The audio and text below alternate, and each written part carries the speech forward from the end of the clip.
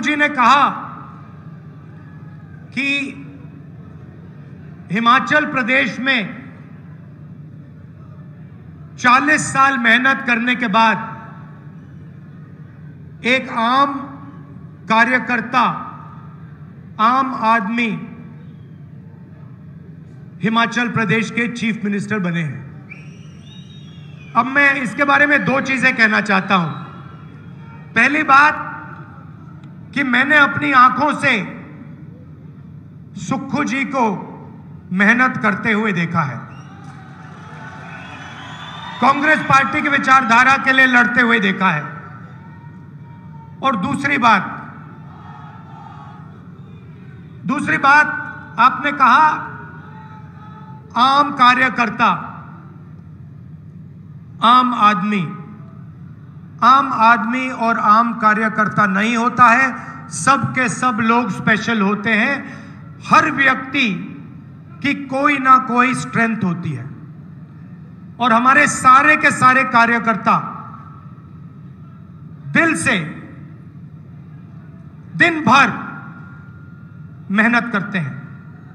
जब हमारी सरकार होती है, हमारी विचारधारा को प्रोपेगेट करते हैं। जब बीजेपी की सरकार होती है या दूसरों की सरकार होती है, तो हमारी जो विचारधारा है उसकी रक्षा हमारे सारे के सारे स्पेशल कार्यकर्ता करते हैं।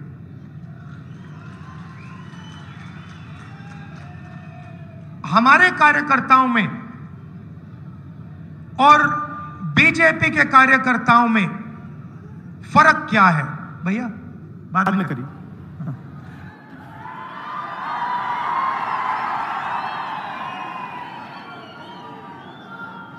आपसे बातचीत करनी है, डायरेक्ट कर रहा हूं।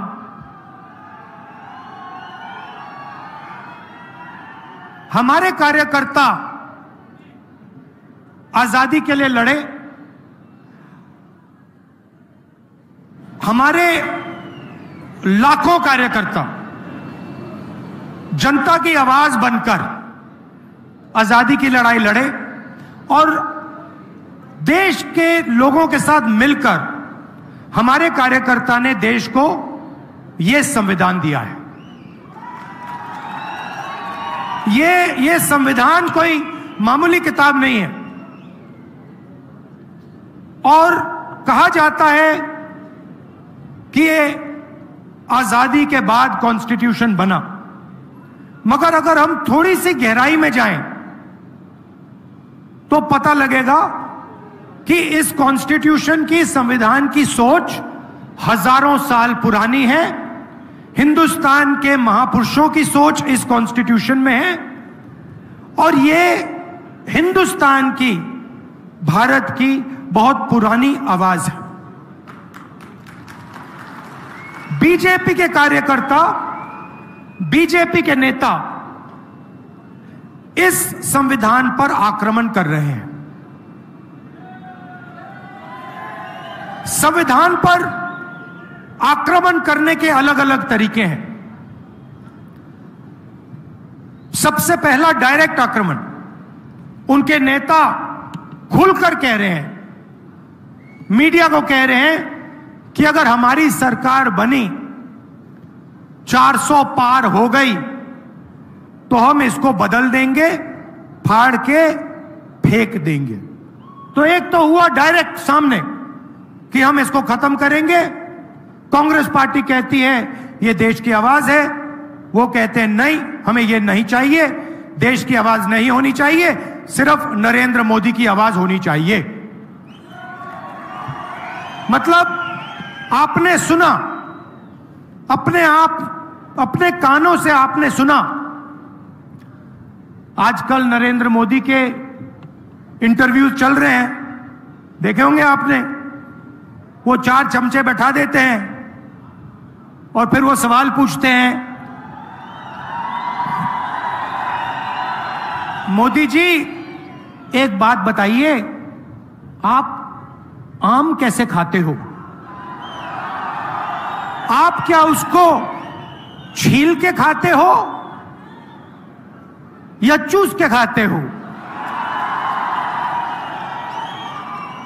मोदी जी जवाब देते हैं, पता नहीं, सब कुछ अपने आप होता है। मैं बाकी हिंदुस्तान जैसे मैं बायोलॉजिकल नहीं हूं। बाकी हिंदुस्तान खेती करता है, मेहनत करता है, मुझे तो परमात्मा गाइड करते हैं। मैं हिंदुस्तान में एक ऐसा व्यक्ति हूं, अकेला, जिसका डायरेक्ट परमात्मा के साथ कनेक्शन है।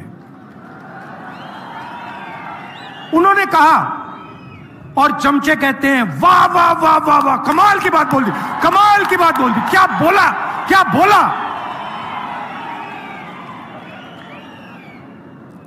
मतलब एक व्यक्ति जिसको डायरेक्ट परमात्मा के साथ कनेक्शन है, उसको इसकी क्या जरूरत। वो तो डायरेक्ट बात कर रहे हैं। मुझे थोड़ा डर लग रहा है। मैं सोच रहा हूं कि भाई इनके हाथ में तो परमाणु बम है, और मैं उनसे पूछना चाह रहा हूं, नरेंद्र मोदी जी, जो ये आपको फीलिंग आती है, क्या ये सुबह आती है, शाम को आती है, या 24 घंटे आती है? मतलब ये पीरियोडिकली आती है, जैसे शाम के 8 बजे आती है, या सुबह 7 बजे आती है, या फिर पूरे दिन चलती है? अलग अलग बीमारियां होती हैं, कोई शाम को आती है, कोई सुबह लगती है। तो ये मैं पूछना चाहता हूं नरेंद्र मोदी जी, आप अकेले हैं, आप डायरेक्ट भगवान से बात कर रहे हो। अच्छा, अगर एक दिन सुक्खू जी मेरे पास आए, बंद कमरे में मुझे कह दें कि राहुल जी, मेरा डायरेक्ट परमात्मा से कनेक्शन है, मैं उनसे कहूंगा सुक्खू जी ये सब ठीक है, हिमाचल की जनता को बाहर जाके मत बोल देना, बड़ी प्रॉब्लम हो जाएगी। मगर प्रधानमंत्री खुल के बोल रहे हैं कि मेरा डायरेक्ट कनेक्शन है। तो ये हालत है हिंदुस्तान की, मतलब मजाक बना रखा है। मैंने इनको कहा कि ये हमारे मित्र हैं, मीडिया के मित्र हैं, मगर ये हमारे मित्र हैं नहीं, अदानी के मित्र हैं। और हिमाचल के किसानों को मैं कहना चाहता हूं, ये जो इनकी पार्टनरशिप चल रही है, मोदी जी, अदानी जी और मीडिया वालों की, इसी के कारण आपको सेब के लिए सही दाम नहीं मिलता है। सारे के सारे स्टोरेज फैसिलिटीज नरेंद्र मोदी जी ने एक व्यक्ति को दे दिए हैं, और जब भी वो चाहता है सेब के प्राइस को वो कंट्रोल कर सकता है। हिमाचल में सेब को कंट्रोल कर रहे हैं, मुंबई में एयरपोर्ट, लखनऊ में एयरपोर्ट, 7 एयरपोर्ट पकड़ा दिए 50 साल के लिए। ये हिंदुस्तान की पूंजी है, ये आपका धन है।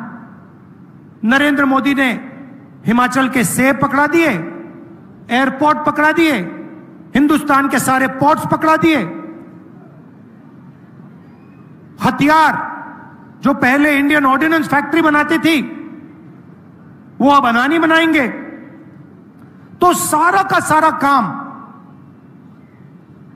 20-25 लोगों के लिए किया जा रहा है। पता नहीं, शायद परमात्मा नरेंद्र मोदी जी को कह रहे हैं कि भैया आपको अदानी जी की मदद करनी चाहिए। यही हो सकता है। तो पिछले 10 सालों में सारा का सारा काम 22-25 लोगों के लिए हुआ है। यहां पे आपदा आई, हिमाचल प्रदेश ने प्रधानमंत्री से सपोर्ट मांगी। अगले मीटिंग में प्रधानमंत्री आएंगे, आप हिमाचल की जनता को बताइए, जब हिमाचल की जनता को जरूरत थी आपने हिमाचल को कितने पैसे भेजे। हमने 9,000 करोड़ मांगे थे, उन्होंने नहीं भेजे। मगर 22 लोगों का पिछले 10 साल में नरेंद्र मोदी जी ने 16 लाख करोड़ रुपया कर्जा माफ किया है। आपने 9,000 करोड़ रुपए मांगा, आपको कहा हम नहीं देंगे। आप मुश्किल में थे, 22,000 परिवारों को नुकसान हुआ, सब कुछ खो गए, और प्रधानमंत्री कहते हैं हम आपको नहीं देंगे। आपको 9,000 करोड़ नहीं दिया, उनको 16 लाख करोड़ रुपए दिया।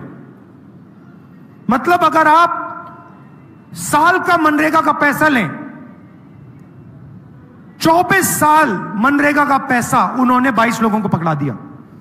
हमने किसानों का कर्जा माफ किया था यूपीए के टाइम, 24 साल अगर आप उस कर्जे को माफ करते किसानों का, उतना बनता है 16 लाख करोड़ रुपए, और ऐसे ही दे दिया। उसको कहते हैं विकास। और जब हम मनरेगा देते हैं, भोजन का अधिकार देते हैं, किसानों का कर्जा माफ करते हैं, मीडिया वाले कहते हैं देखो किसानों की आदत बिगाड़ रहे हैं, मजदूरों की आदत बिगाड़ रहे हैं, गरीबों की आदत बिगाड़ रहे हैं। अमीरों का काम होता है, यह फैशन बन गया है, यह फैशन बन गया है, मीडिया उनके हाथ में। आपने मीडिया में, हिमाचल प्रदेश की मीडिया में कभी सेब के किसान को देखा है? कभी टीवी पे आते हैं सेब के किसान? कभी उनकी बात चलती है? कभी मजदूर को देखा है? नहीं। अदानी जी की, अंबानी की शादी देखी आपने? देखी? 8 करोड़ रुपए की घड़ी लिए घूम रहे हैं, और मीडिया वाले वाह वाह वाह वाह वाह वाह वाह वाह कर रहे हैं। पैसा किसका है? आपका है। कहां से आया? जीएसटी से आया, सेब के किसानों की जेब से आया। तो ये 2 तरीके के मतलब रास्ते हैं। 22-25 लोग हैं जो भी सपना देखना चाहते हैं, पूरा हो जाता है, और बाकी हिंदुस्तान देखता रह जाता है।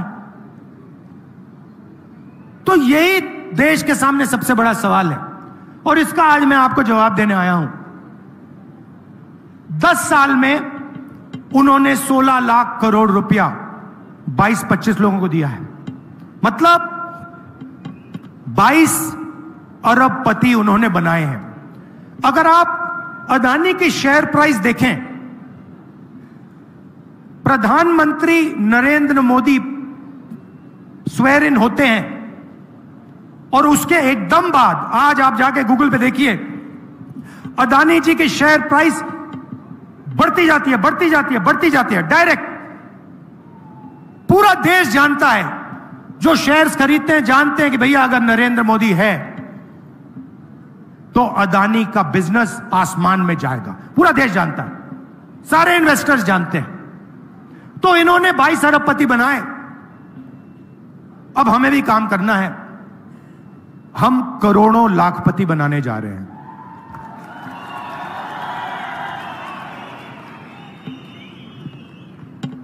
देश के सारे गरीब लोगों की लिस्ट बनेगी।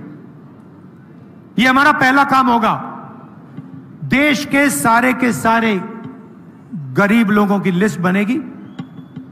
हर परिवार में से, हर गरीब परिवार में से एक महिला का नाम चुना जाएगा। हिमाचल प्रदेश में, उत्तर प्रदेश, तमिलनाडु, हर प्रदेश में इस लिस्ट में किसान के परिवार होंगे, मजदूर के होंगे, बेरोजगार युवाओं के परिवार होंगे, छोटे व्यापारियों के परिवार होंगे। 5 जुलाई को करोड़ों महिलाओं के बैंक अकाउंट में 8,500 रुपए आपको मिलेगा। जुलाई में 5 जुलाई, 5 अगस्त, सितंबर, अक्टूबर, नवंबर, दिसंबर, जनवरी, ठकाठक ठकाठक ठकाठक ठकाठक ठकाठक अंदर। और मैं आपको अभी बता रहा हूं, जब ये होगा, ये सारे के सारे प्रेस वाले कहेंगे कि देखो इंडिया की सरकार गरीबों को डायरेक्ट बैंक अकाउंट में पैसा डालकर उनकी आदत बिगाड़ दी है। और मैं कहूंगा कि अगर आप लोगों ने ज्यादा बोला, हम उसको दुगना कर देंगे। मुझे कोई फर्क नहीं पड़ता। आपकी क्रेडिबिलिटी गई, खत्म हो गई है। कोई आपकी बात सुनता ही नहीं है, क्योंकि आप उनके हो। आप हमारे हो ही नहीं, आप जनता के हो ही नहीं, आप किसानों के, मजदूरों के, छोटे व्यापारियों के हो ही नहीं। नोटबंदी की नरेंद्र मोदी जी ने, हिंदुस्तान के सारे छोटे व्यापारियों को खत्म कर दिया। जीएसटी, गलत जीएसटी लागू की, प्रेस वालों ने एक शब्द नहीं बोला, बिल्कुल चुप बैठे रहे।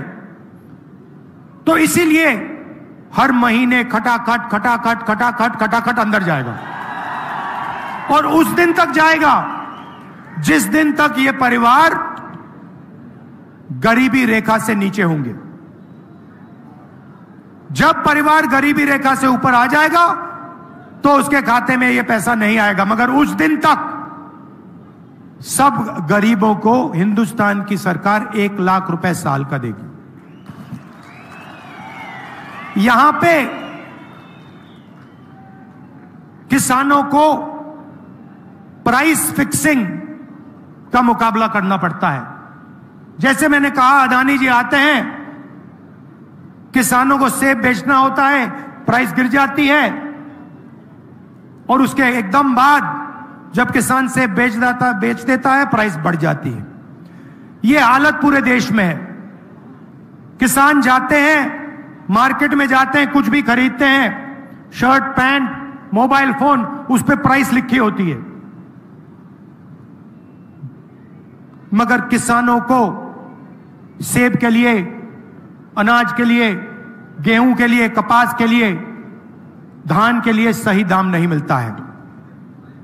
सही बात है ना? इसीलिए पहली बार हम एक क्रांतिकारी काम करने जा रहे हैं। हिंदुस्तान में हिंदुस्तान के किसानों को एक कानूनी मिनिमम सपोर्ट प्राइस, कम से कम दाम, कानूनी कम से कम दाम हम देने जा रहे हैं। और वहां नहीं रुकेंगे। मैंने महिलाओं की बात की, 1 लाख रुपए आपके बैंक अकाउंट में जा रहा है। किसानों का हम कर्जा माफ करने जा रहे हैं। जैसे उन्होंने अरबपतियों का किया, वैसे हम किसानों का करेंगे। अच्छा, एक बात भूल गया, यहां पे महिलाएं भी हैं, पुरुष भी बैठे हैं। मैं इनके चेहरे देख रहा हूं, पुरुषों के चेहरे देख रहा हूं, ये देख रहे हैं मेरी ओर, ये कह रहे हैं भैया महिलाओं के बैंक अकाउंट में क्यों, हमारे बैंक अकाउंट में क्यों नहीं? महिलाएं थोड़ी खुश दिख रही हैं, पुरुष सोच रहे हैं भैया बैंक अकाउंट से पैसा हमारे यहां कैसे आएगा, प्लानिंग कर रहे हैं। तो मैं आपको बताना चाहता हूं कि महिलाओं के बैंक अकाउंट में क्यों, और शायद हिमाचल प्रदेश इसका सबसे बड़ा उदाहरण है। 21वीं सदी में स्त्री और पुरुष दोनों काम करते हैं। स्त्री और पुरुष मजदूरी करते हैं, जॉब करते हैं, डिलीवरी का काम करते हैं, कॉल सेंटर में काम करते हैं। 8-10 घंटे हिंदुस्तान के स्त्री और पुरुष घर के बाहर काम करते हैं। उसके लिए स्त्री को और पुरुष को सैलरी मिलती है, पैसा मिलता है, कॉम्पनसेशन मिलती है, मगर फिर शाम को स्त्री और पुरुष घर जाते हैं। पुरुष रिलैक्स करते हैं और स्त्री 8 घंटे और काम करती है। मतलब अगर हिमाचल प्रदेश के पुरुष 8 घंटा काम करते हैं दिन में, तो हिमाचल प्रदेश की जो स्त्री हैं वो 16 घंटे काम करती हैं। ये शायद पुरुषों को बात अच्छी नहीं लगी। देखिए ये ताली और बजा रही हैं, आप थोड़ी ताली कम बजा रही हैं। इसीलिए हम महिलाओं के बैंक अकाउंट में 1 लाख रुपए 8,500 खटाखट खटाखट खटाखट डाल रहे हैं। मगर मैं जानता हूं कि अंत में प्रेशर डाल के आपके बैंक अकाउंट से ये लोग पैसा उठा के ले जाएंगे, तो इनको भी फायदा होगा। अब यहां युवा भी हैं, कह रहे हैं भाई राहुल जी आप किसानों की बात कर रहे हो, आपने अरबपतियों की बात की, डिमोनेटाइजेशन, जीएसटी की बात की, महिलाओं के बैंक अकाउंट में पैसा डाल रहे हो, हमारा क्या होगा? नरेंद्र मोदी जी ने हमें वायदा किया था 2 करोड़ युवाओं को रोजगार दूंगा, कुछ नहीं हुआ। सरकारी रोजगार, सरकारी प्लेसमेंट्स नहीं होती हैं, पेपर लीक होते रहते हैं, हमें झूठ बोला जाता है, हमारा क्या होगा? सबसे पहले हमने पता लगाया है 30 लाख सरकारी नौकरियां खाली पड़ी हैं, वो 30 लाख नौकरियां हम आपके हवाले कर देंगे। मैं आपको 2 करोड़ का झूठ नहीं बोलूंगा, हमने पता लगाया है, जो हम कर सकते हैं मैं आपको बोलूंगा। तो 30 लाख सरकारी नौकरियां हम आपके हवाले कर देंगे। दूसरी बात, मनरेगा में हम गरीब लोगों को अधिकार देते थे रोजगार का, मगर जो हमारे ग्रेजुएट्स हैं, college graduates, university graduates, diploma holders, उनको मनरेगा योजना से फायदा नहीं होता, क्योंकि वो मजदूरी नहीं करेंगे, वो ग्रेजुएट्स हैं। तो अब हम हिंदुस्तान के ग्रेजुएट्स के लिए एक नया अधिकार लाने जा रहे हैं। इसका नाम है पहली नौकरी पक्की अधिकार। Public sector, BHEL, HEL, private sector, बड़ी बड़ी कंपनियों में, सरकारी ऑफिसेज, सरकारी अस्पताल, सरकारी कॉलेजेस, यूनिवर्सिटीज में हिंदुस्तान के बेरोजगार युवाओं को यह अधिकार मिलेगा।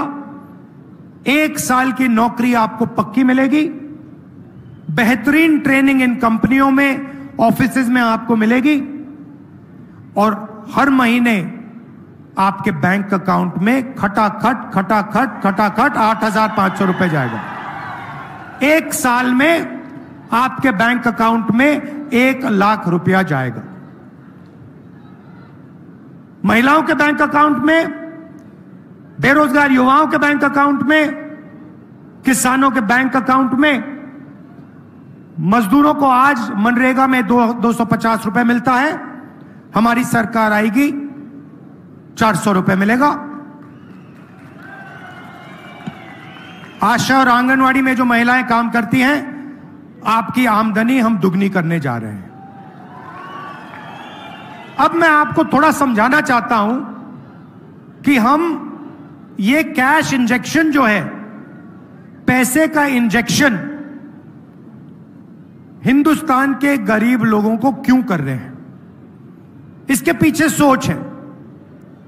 ये कोई फ्री गिफ्ट नहीं है, ये मत सोचिए कि आपको फ्री गिफ्ट दिया जा रहा है। देखिए, नरेंद्र मोदी जी ने उनका 16 लाख करोड़ रुपया कर्जा माफ किया, अदानी का, अंबानी का, बड़े बड़े अरबपतियों का। उन्होंने इस पैसे से लंदन में, न्यूयॉर्क में, ऑस्ट्रेलिया में, जापान में, चाइना में अलग अलग चीजें खरीदी, जमीन खरीदी, रियल एस्टेट खरीदा, मगर जो उन्होंने धन खर्चा है वो पूरा का पूरा उन्होंने बाहर खर्चा है, हिंदुस्तान में पैसा नहीं खर्चा है। इसके कारण हिंदुस्तान की अर्थव्यवस्था आस्ते चलने लगी है, रोजगार नहीं पैदा हो रहा है। अब हम क्या कर रहे हैं, हम पैसा आपके बैंक अकाउंट में डाल रहे हैं। आप इसको अमेरिका में नहीं खर्च करोगे, जापान में नहीं खर्च करोगे, आप इसको हिमाचल प्रदेश के गांव में, कस्बों में, शहरों में, शिमला में, बाकी प्रदेशों में इसको जाके खर्च करोगे। जैसे ही आप ये पैसा, हजारों करोड़, लाखों करोड़ रुपए, जैसे ही आप इस पैसे को खर्च करोगे, वैसे ही आप कैसे खर्च करोगे? आप शर्ट खरीदोगे, पैंट खरीदोगे, स्कूटर खरीदोगे, मोटरसाइकिल खरीदोगे, मोबाइल फोन खरीदोगे, ये चीजें खरीदोगे। जैसे ही आप खरीदना शुरू करोगे, वैसे ही हिंदुस्तान की फैक्ट्रियां मेड इन इंडिया शुरू हो जाएगा। और उन्हीं फैक्ट्रियों में जिन बेरोजगार युवाओं को हम ट्रेनिंग दे रहे हैं, जिनके बैंक अकाउंट में हम 1 लाख रुपए डाल रहे हैं, उन्हीं फैक्ट्रियों में मेड इन इंडिया वाली, सच्ची मेड इन इंडिया वाली फैक्ट्री में उन्हीं बेरोजगार युवाओं को रोजगार मिलने जा रहा है। तो एक प्रकार से जैसे मोटरसाइकिल स्टार्ट होती है, पहले आपको फ्यूल टैंक में पेट्रोल भरना पड़ता है, वैसे ही हम हिंदुस्तान की अर्थव्यवस्था में पेट्रोल फ्यूल डाल रहे हैं। आपके जेब में फ्यूल डाल रहे हैं, उसके बाद हिंदुस्तान की अर्थव्यवस्था चालू होगी और एक बार फिर जो पहले रोजगार होता था वो एक बार फिर आपको मिलेगा। तो ये हमारी प्लानिंग है। मैं आप सबका दिल से धन्यवाद करता हूं। देखिए, यहां आपदा आई, हमने, हिमाचल प्रदेश की जनता ने आपके चीफ मिनिस्टर के माध्यम से 9,000 करोड़ रुपए मांगे थे। उन्होंने ये पैसा आपको नहीं दिया, मना किया। और उसके एकदम बाद जब हिमाचल प्रदेश को सरकार की सबसे ज्यादा जरूरत थी, उन्होंने पूरा दम लगाकर आपकी सरकार को चोरी करने की कोशिश की। यह आप भूलिए मत। लड़ाई कॉन्स्टिट्यूशन की है, संविधान की है। जो भी आपको मिला है, आपको स्टेट मिला ना, जो आपको हिमाचल प्रदेश स्टेट मिला, वो इस कॉन्स्टिट्यूशन की देन है। इस कॉन्स्टिट्यूशन के बिना हिमाचल प्रदेश प्रदेश ही नहीं बन सकता था। इसीलिए इसकी रक्षा करनी है। यह अंबेडकर जी का कॉन्स्टिट्यूशन है, महात्मा गांधी जी का, जवाहरलाल नेहरू का, और हिंदुस्तान की आवाज इस कॉन्स्टिट्यूशन में गूंजती है। मैं जानता हूं हमारे कार्यकर्ता इस कॉन्स्टिट्यूशन संविधान के लिए लड़ेंगे और यहां पे हिमाचल प्रदेश में चारों की चारों सीट कांग्रेस पार्टी को आप दिलवाने का काम करेंगे।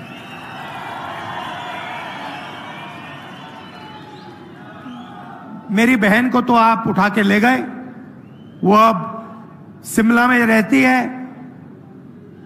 ये याद रखिए कि हम दोनों, प्रियंका और मैं, दिल्ली में आपके सिपाही हैं। सुखी जी और कांग्रेस पार्टी की टीम हिमाचल प्रदेश में आपके सिपाही हैं। दिल्ली में लोकसभा में मैं आपका सिपाही हूं, प्रियंका जी आपकी सिपाही हैं।